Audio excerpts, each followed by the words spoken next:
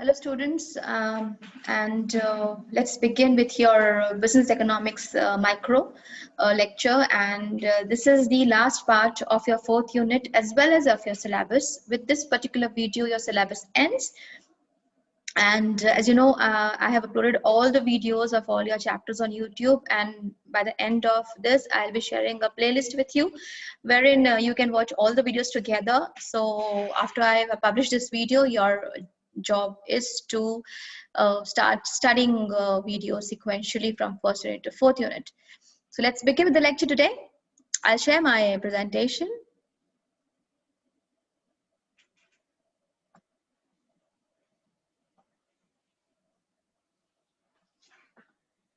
Yes, as you all know that online lectures are going on of Dr.D.Y.Patil College of Computer and Business Studies, Shahunagar, Pune. So let's begin. This is the fourth unit, part 2. In this particular unit, we'll be studying about economies of scale. Now, what does that mean? Like when firm experiences economies of scale, that is per unit costs are falling. When you say that there is economies of scale, it means per unit cost of production is falling. So your increasing returns to scale occur. We have already studied in the last video about law of variable proportions, law of increasing returns, diminishing returns, and negative returns. So because of economic scale, all this occurs. So when there is economies of scale, there is increasing returns of scale. The long run average curve declines, average cost curve. The cost curve declines, and when a firm experiences increasing returns to scale, what happens? A proportional increase in all inputs increases output by a greater proportion, right? So as output increases by some percentage, total cost of production increases by some lesser percentage. So cost is less when you say there is economies of scale, right? So what are the reasons for long run economies of scale? Why does economies of scale occur? Right? So we're talking about long run here. So specialization in the use of labor and capital. This is the reason. Next is prices of inputs may fall as the firm realizes volume discounts, right, in its purchasing. Next is use of capital equipment with better price performance ratios can be the reason. The next is larger firms may be able to raise funds in capital market at a lower cost than smaller firms because of bargaining power. And last may be that larger firms may be able to spread out promotional cost, right? Because promotional costs are type of a fixed cost. Once you do it, and then you can spread it in a longer period of time. So these are the reasons of a long run economies of scale. Let's understand them one by one. Now there are internal economies of scale and external economies of scale. So let's understand what are internal economies of scale, what causes. The first one is labor economies. Now how does labor economy comes? Like some economies of scale result from the specialization and division of labor. So hiring more workers means that jobs can be divided and subdivided, right? So instead of performing 5 or 6 distinct operations in the productive process, each worker may now have just one task to perform, right? So workers can be used full time on those particular operations at which they have special skills, right? So in a small plant, a skilled mechanist may spend half his time performing unskilled task, resulting in higher production cost. So finally, greater specialization tends to eliminate the loss of time, right, that accompanies the shifting of workers from one job to another. So this is how labor economies comes in. The next is commercial economies. Now, commercial economies, when you say, it is concerned with volume discounts. Now, when a firm produces high output levels, it needs a large volume of inputs and can take advantage of the associated price discounts to reduce its per unit cost. So if a company is large enough, it may have strong negotiating power on this point, right? So this is one of the reason of internal economies of scale. The next can be technical economies. That is, businesses with large scale production can use more advanced machineries or use existing machineries more efficiently, right? So this may include using mass production techniques, which are a more efficient form of production. So a larger firm can also afford to invest more on research and development. So all these results in technical economies of scale. The next is financial economies. Now, what does that mean? So like many small businesses find it hard to obtain finance. When they do obtain it, the cost of finance is quite often is often quite high. So this is because small business are perceived as being riskier than larger business. They have developed a good track record, right? So larger firms therefore find it easier to find potential lenders and to raise money at lower interest rates. So this is how they can have financial economies of scale. Next internal economy is marketing economies. Now what is that like? Every part of marketing has a cost, right? Particularly promotional methods such as advertising and running a sales force. So many of these marketing costs are fixed cost, and so as a business gets larger, it is able to spread the cost of marketing over a wider range of products and sales. Cutting the average marketing cost per unit, right? The last internal economies of scale is managerial economies. Now, as a firm grows, right, there is a greater potential for managers to specialize in particular tasks. Like we can appoint a marketing manager separate, human resource manager separate, finance manager separate. We have specialized persons for specialized departments. Small firms won't be able to afford this. So specialist managers are likely to be more efficient as they possess a high level of expertise, experience and qualifications compared to a person in a smaller firm trying to perform all these roles together.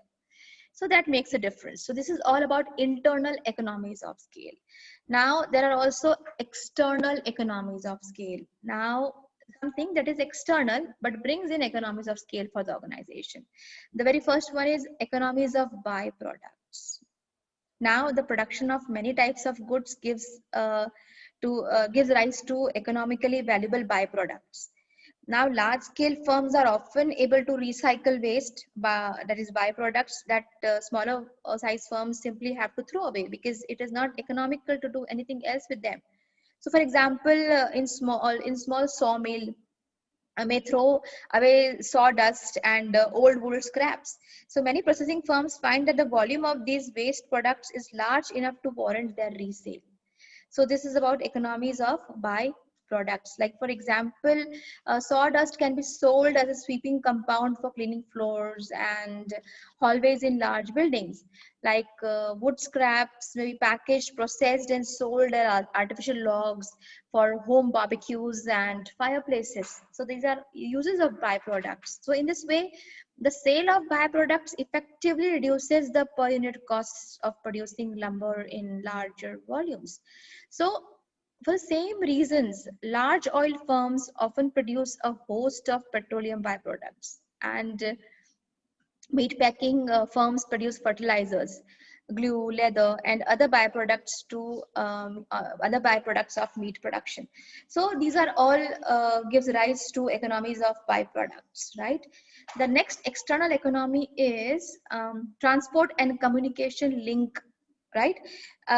So as an industry establishes itself and grows in a particular region, it is likely that the government will provide better transportation and communication links to improve accessibility to the region.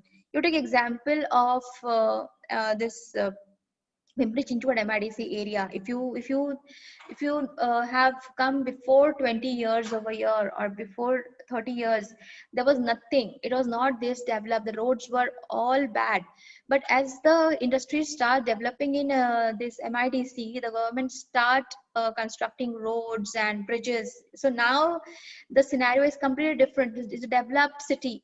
But 30 years back, it was not the scene. You can ask somebody who is old, 30, who has been in Pune for 30 years, from 30 years, right? Or 35 years.